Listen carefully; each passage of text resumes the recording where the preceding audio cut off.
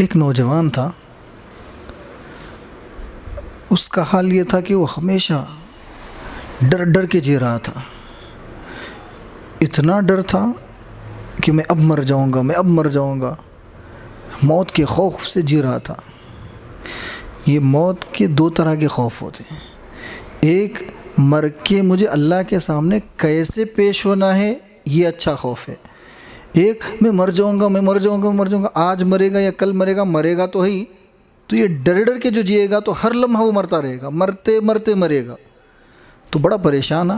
آج بہت سے نوجوانوں کا، بہت سے لوگوں کا یہ حال ہے کہ وہ پل پل میں مر رہے ہیں، ہر پل مر رہے ہیں۔ تو پریشان ہو کر ایک اللہ والے کے پاس پہنچے، جہاں پوری دنیا سے حل نہیں ملتے، وہ حل اللہ والوں کے چوکھٹ میں مل جاتے ہیں۔ تو ان سے جا کر کہنے لگے کہ میرا حال ایسا ہے کہ موت کا ایسا خوف طاری ہے اور ایسا ڈر ہو رہا ہے مجھے کہ مجھے موت آ جائے گی، موت آ جائے گی، میں پریشان ہوں۔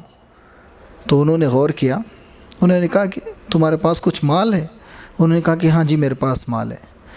انہوں نے کہا کہ آج سے کام کیجیے، زیادہ سے زیادہ صدقہ خیرات کیجیے، پریشان حال لوگوں تک پہنچائیے ان کے ضرورت کی چیزیں، اور خوب اللہ کو یاد کیجیے اور نیک اعمال کیجیے، اور یہ کر کے چند دن کے بعد آ کے مجھ سے ملاقات کرنا۔